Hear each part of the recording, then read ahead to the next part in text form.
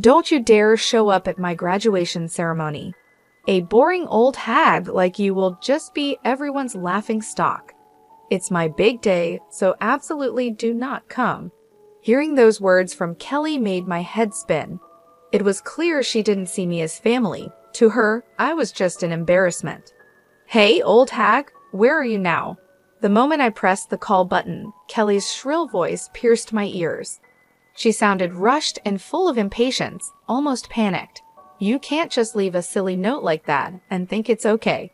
Where are you now? Come back home now." I could hear Jake's voice too. Both of them were freaking out. "My name is Lisa. I'm a 41-year-old housewife.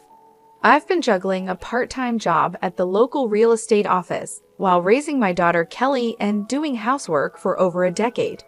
I married my husband Jake 13 years ago. Jake had a daughter, Kelly, from his previous wife.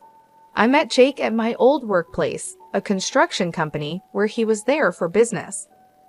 Our company was tough on clients, but Jake, always smiling and cheerful, made a good impression on me.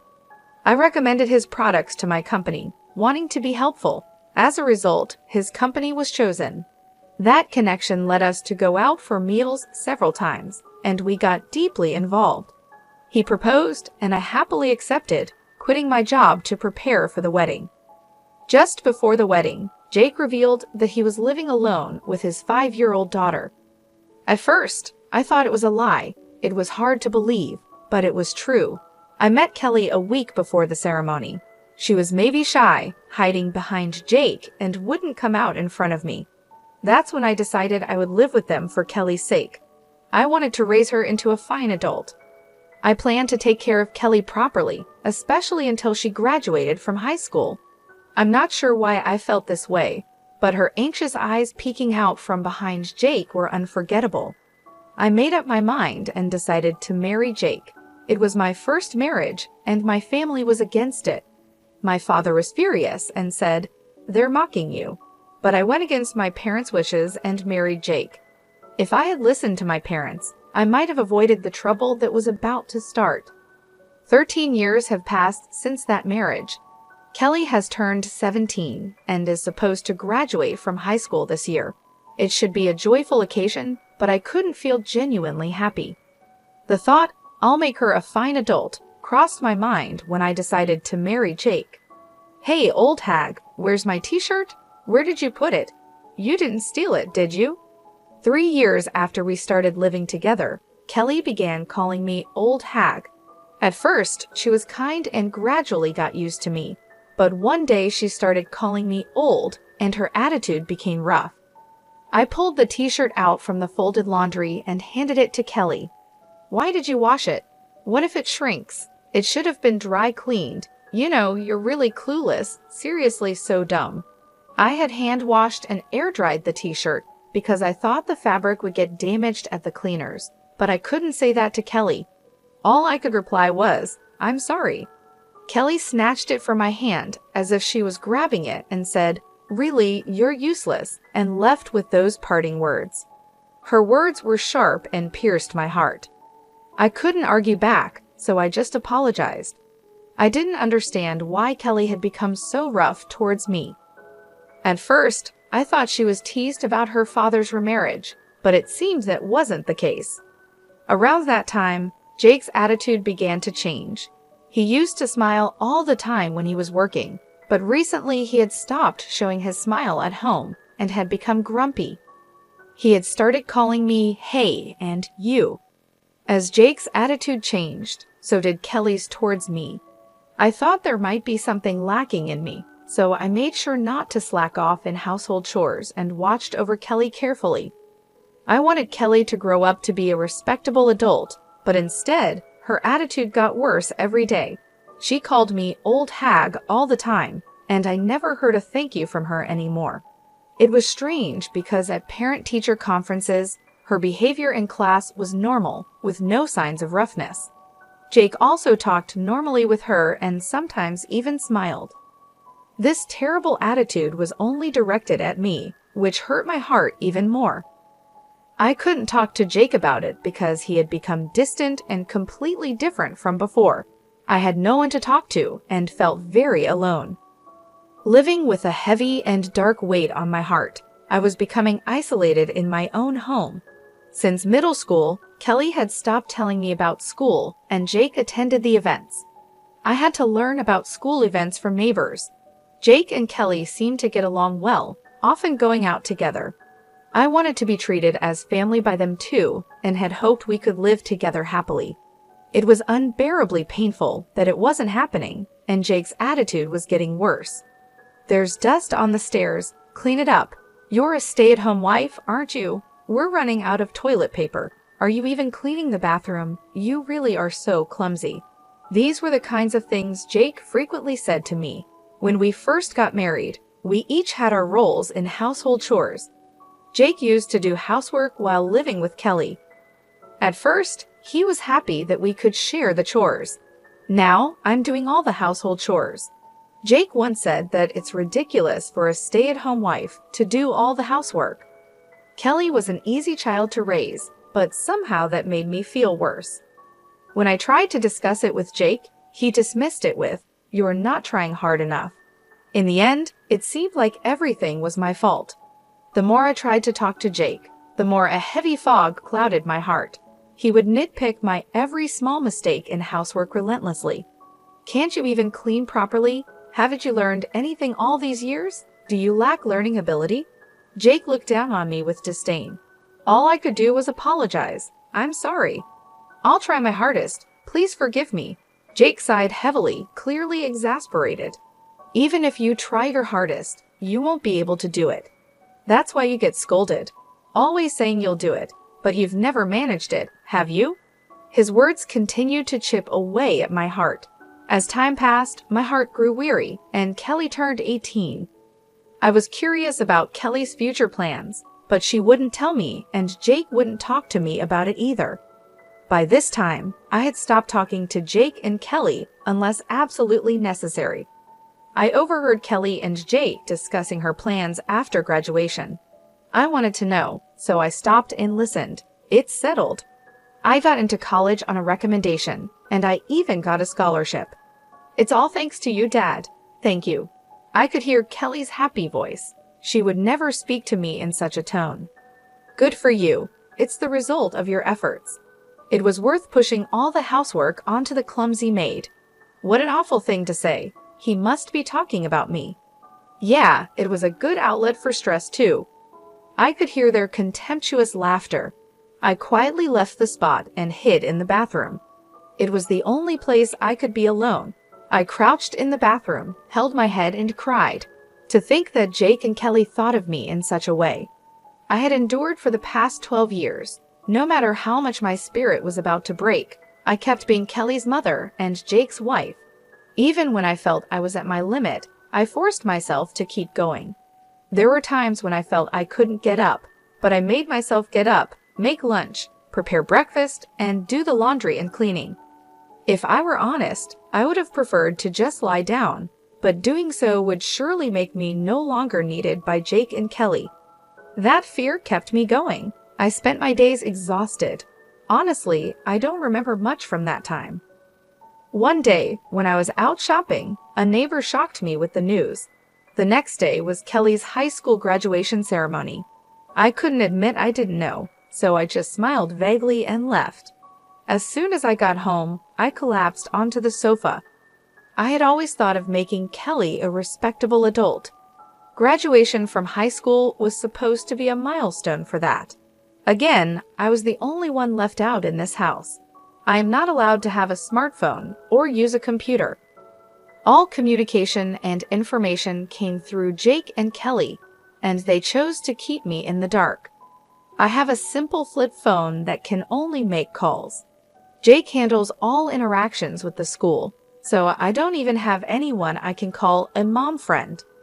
I have no way to learn about school information. Still, I found out about sports days and performances from neighbors' conversations and kids' chats on their way back from school, and I secretly attended them. I wanted to properly attend the high school graduation and celebrate her step into adulthood. As I was crying on the sofa, Kelly came back from school. "Hey, old hag, What are you slouching around for? It's depressing. You're making the whole house dark. Can't you do something about it? Kelly glared at me. It was her fault, yet she acted like this. If Kelly had told me the date of the graduation ceremony, I wouldn't have felt this way. For the first time, I felt anger slowly rising from the depths of my heart. The graduation ceremony is tomorrow, isn't it? Seems like you didn't tell me. I questioned her with a feeling of blame. Kelly looked slightly taken aback by my defiant words, but exaggeratedly sighed to cover it up. So what? You wouldn't come to the graduation anyway, so why does the date matter to you? I tilted my head in defiance at Kelly's words. I never said I wouldn't go to the graduation. Don't come. If a boring old hag like you shows up, you'll be everyone's laughing stock. It's my big day, so definitely do not come. Kelly's words about being everyone's laughing stock made me dizzy. Clearly, Kelly doesn't think of me as family. To her, I am an embarrassment. I thought this time would be different, but she wouldn't see me any other way. Don't come. Kelly's words pierced my heart. It was clear from her own mouth that I was nothing but a nuisance. That night, Jake came home with a suit and a dry cleaner's bag. He had sent the suit to the dry cleaners himself, without asking me, of course. Jake knew about Kelly's graduation. As I looked at the suit, Jake said with a pitying look and a smirk, "Right, Kelly didn't tell you. Clearly, I am the least needed in this house." Thinking I was family was just my wishful thinking. At that moment, I realized my heart had long reached its limit. That's why I decided to stop being a family. The next day, Jake and Kelly left together for her high school graduation. I was left behind. Moreover, Jake told me, "We'll eat out tonight, so we won't need dinner." I wasn't invited. The old me would have just cried and taken it. But those days ended today. I had decided to leave this house. I made up my mind last night.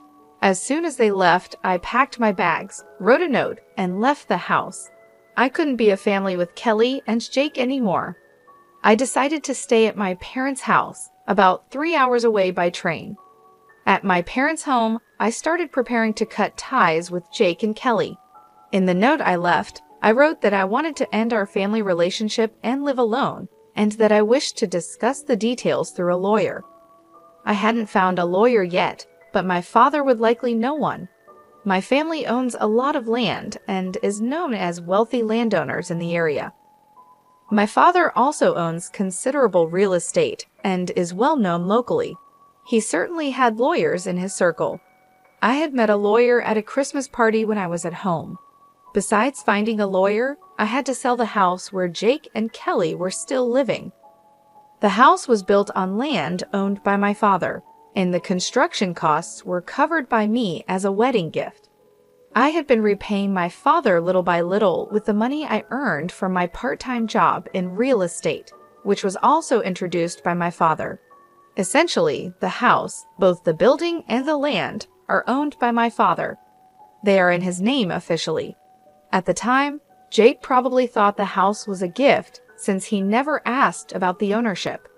He was likely too afraid to upset my father and lose the house. Jake is quite the coward. He is aggressively assertive toward those he perceives as beneath him, but to those above him, he is subservient and ingratiating. I explained everything that had happened to my father. As I spoke, tears flowed uncontrollably. I had to stop several times due to my sobbing, but my father listened until the end. There were tears in his eyes too. What comforted me was that my father didn't criticize the decisions I had made back then. In the end, he simply said, "You've had a hard time." Afterwards, my father made calls, and soon lawyers and real estate management people came to the house. Everything happened very quickly after that. It was decided that the house would be demolished, and the demolition was set for 2 weeks later. In the note I left, I wrote, "Please leave within a week." My father sarcastically remarked, "That's quite generous of you." For me, it was just about avoiding later complaints. The week passed as I consulted with the lawyer about the divorce. I also told my mother about the divorce, and we cried together.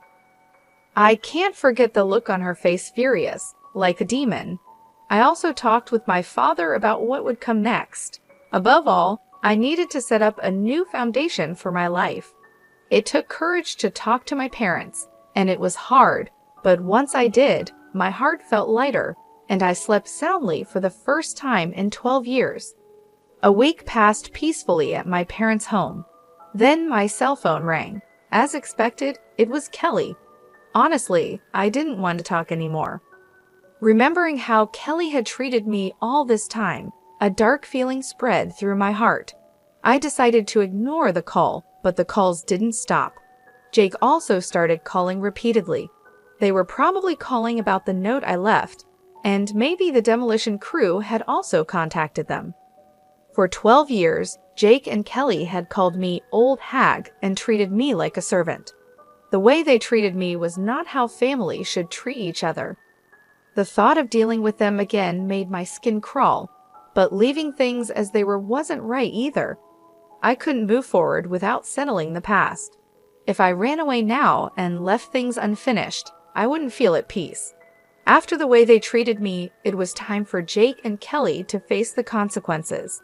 I braced myself and answered the phone. "Hey, old hag, where are you now?" As soon as I pressed the call button, Kelly's shrill voice pierced my ears. Her tone was rushed, full of impatience and panic. "Leaving a ridiculous note like that? You think that's forgivable? Where are you now? Come back right now." I could hear Jake's voice as well. Both of them were in a complete panic. I imagined Kelly coming home from graduation, finding that this servant-like woman who used to relieve their stress was gone. Moreover, there was a note saying divorce and leave the house. Even Kelly would panic in such a situation, especially on the day of her graduation ceremony. I couldn't help but let out a chuckle at how flustered Kelly was. Who is this?"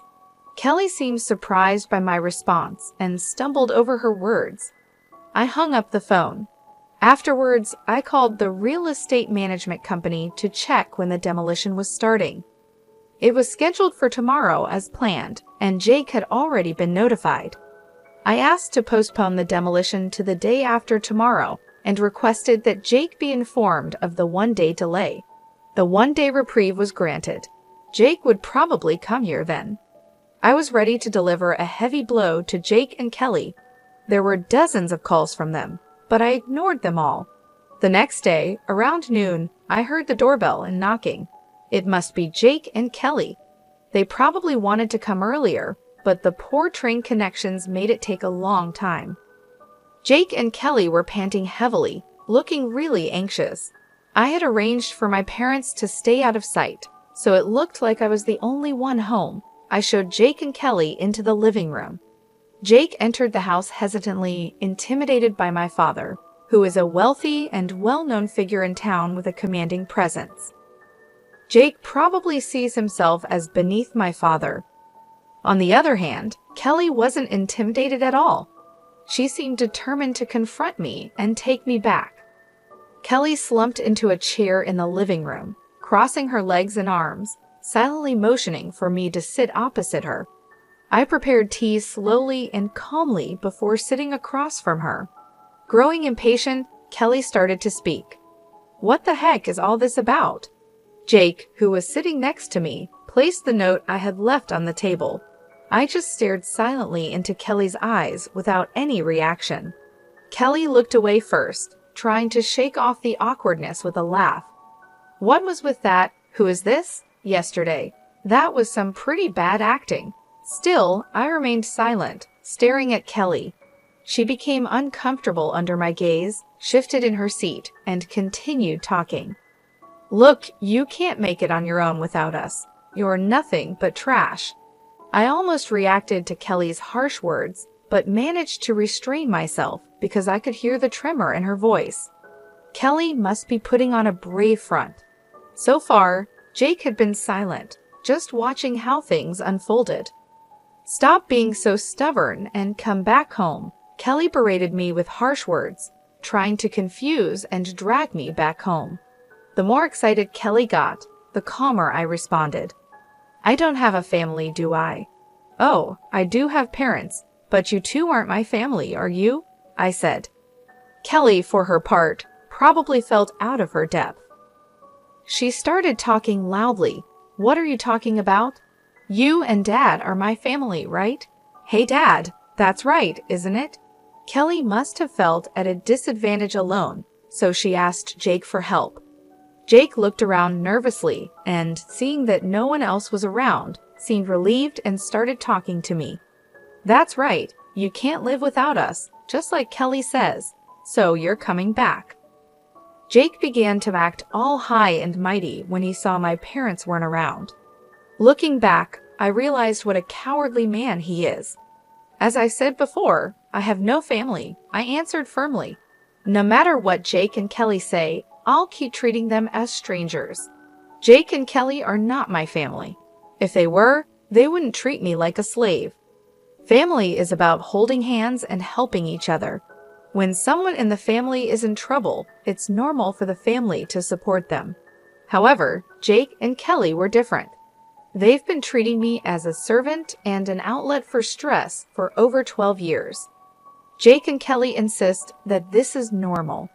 They're unaware of how terrible and wrong it is. They've been oppressing me unconsciously. I'm amazed I've put up with it for 12 years. I'm impressed with myself. It all started when I saw Kelly peeking from behind Jake. I was bound by my own words to raise Kelly into a fine adult. Because of these words, I've been desperately serving Jake and Kelly. That's why I endured until her high school graduation. I had decided that when Kelly graduated from high school and was ready to leave, it would be time to draw the line. I had a faint hope that Jake and Kelly would change their attitude towards me by then, and we could be a family. But they betrayed my expectations, leading to this situation. Everything was decided by their attitude the day before the graduation ceremony. So I'm facing them with the appropriate attitude now. Jake and Kelly are no longer my family, which is why I don't treat them as family. Kelly started to change her tone, realizing the seriousness. We are family, aren't we, Mom? Stop putting on this silly act, please. Before I knew it, she had switched from calling me old hag to Mom. Apparently, Kelly began to understand that things wouldn't go as they used to. Jake watched anxiously as he looked at me and Kelly. You may not be my birth mother, but we've lived together all this time, so please listen to my request. Kelly unfolded her crossed arms and clasped her hands in front of her. She had been sitting back, but now she was leaning forward. I have no obligation to listen to requests from someone who isn't family, I continued, keeping my emotions in check. Tears appeared in Kelly's eyes as she pleaded desperately, please listen to me. That note was a lie, right? You're not really going to sell the house, are you? It can't be true because you are part of our family, Mom. I felt disgusted by the way Kelly said Mom. What concerned her was the house, not me. She must be anxious about losing her home. It's true that the house will be gone. Is that what you're worried about? I asked. It seemed all that mattered was having a place to live, even if I wasn't there. No matter how much Kelly begged, my feelings wouldn't change. Kelly hung her head and cried. Jake, upset by Kelly's tears, lashed out at me. What kind of joke is this? Enough with your disrespectful attitude. What's with that note? Come back right now and stop the demolition. I responded with suppressed emotion in my voice. I can't. It's already decided. Do you think you can do this to your family and get away with it? Jake yelled. That's why I keep telling you, you are not my family, I replied, but neither Jake nor Kelly seemed to be listening. Enough already. Haven't I been saying we're not family? I thought, feeling like I was repeating myself. Jake suddenly stood up and slammed his fist on the table. Don't mess with me. I was shocked but kept my emotions in check. Who's messing around? You haven't treated me as family for 12 years, and now you can't suddenly act like it. That's impossible. My voice came out harsher than I expected. I was angry too, even though I didn't show it. Anger was bubbling up inside me like magma. I couldn't forgive Jake and Kelly's incredibly selfish actions. They trampled on my 12 years of suffering and efforts to become a family with them. They rejected, mocked, and exploited me extensively. I was left out, feeling lonely and in pain. I had wished countless times to be treated as family, but my wish was never fulfilled. It took me 12 years to give up. I continued to strive to build a relationship as Kelly's mother, as family, but it ended like this. A self-mocking smile appeared on my face. Seeing my dry smile, Jake and Kelly stared at me in shock. Jake seemed to lose strength and slumped down into his chair. These two never understood my feelings and tried to exploit me until the very end. I cared for Jake and Kelly, but they never cared for me. No matter how much I cherished them, they never cherished me. And now, when they're in trouble, they try to use me, claiming we're family, something they never believed in. It's too convenient. I feel not just a headache, but even nausea. Why did I put up with these people for 12 years? Looking back, it's strange, but it's pointless now. There's no future for the three of us together anymore. All I can do is make Jake and Kelly acknowledge their guilt and make amends. I no longer expect anything from Kelly or Jake, nor do I trust them. Jake stood up and apologized deeply. I'm sorry, please come back, I'm begging you. No matter how he apologizes, it doesn't resonate with me at all. I won't reach out to help, and I definitely don't think about living together. Enough already. I'm not your family anymore. I'm a stranger to you. Kelly also began to apologize deeply. I'm sorry, please forgive me. We're family, so I want to go back home together. I'm appalled by her selfish way of speaking. After treating me like a stranger for 12 years, now what? Come back because we're family? Did she think I'd be okay with that? That's too naive. No way. It seemed I could no longer keep my composure. Words I would never have said before came out of my mouth. I don't want to hear your excuses. I can't trust any words anymore. I definitely can't think of us as a family ever again. Then I placed a single piece of paper in front of Jake. It was a divorce form. Of course, I had already signed it.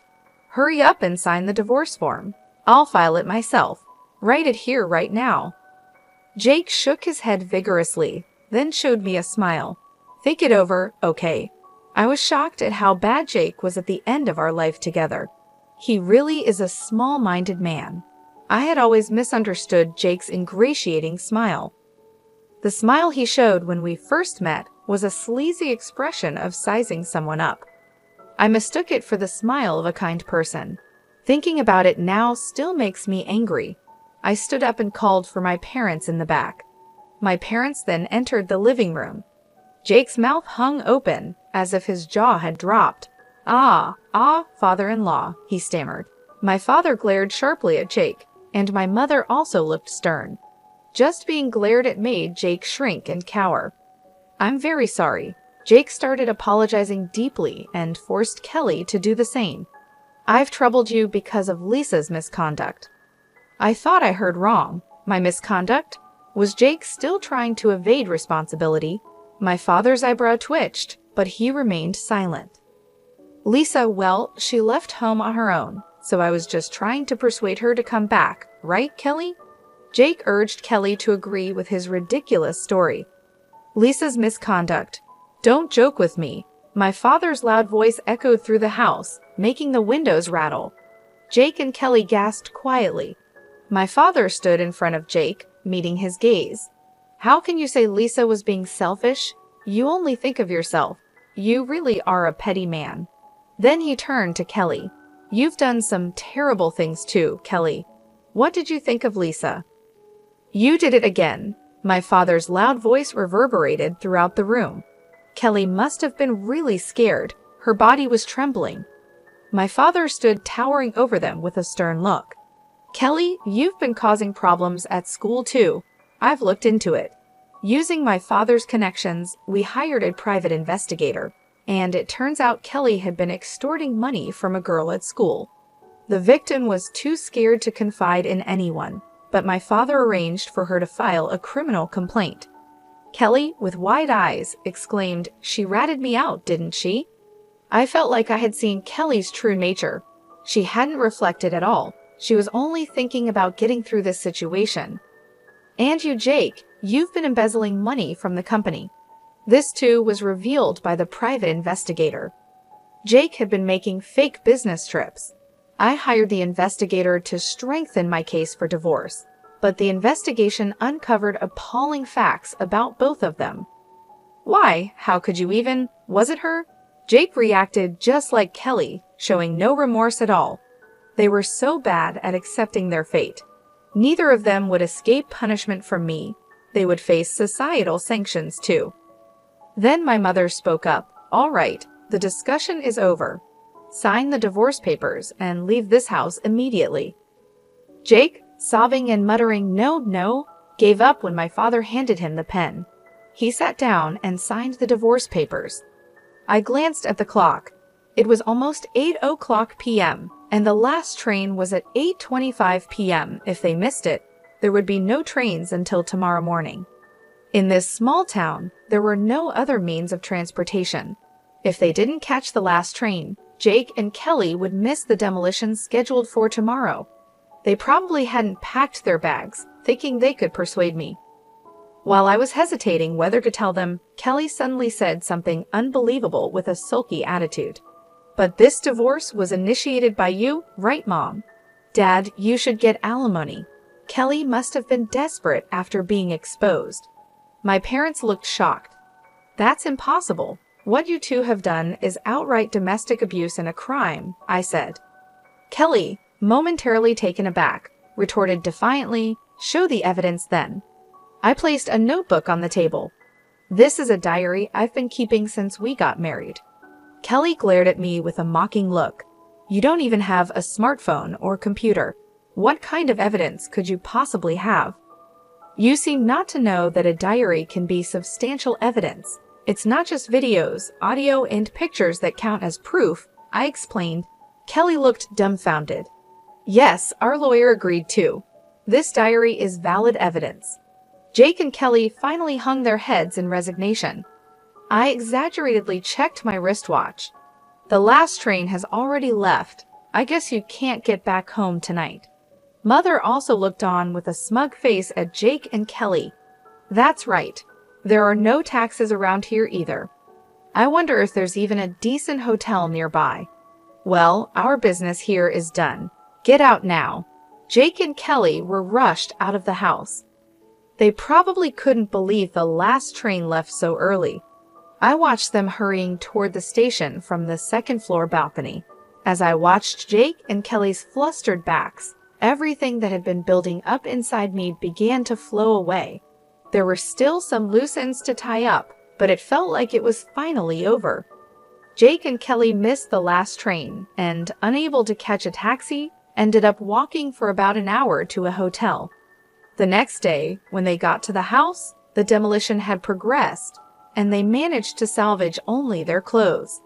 Actually, I had temporarily stored the furniture, appliances, and my personal items in a warehouse, but I didn't tell Jake and Kelly.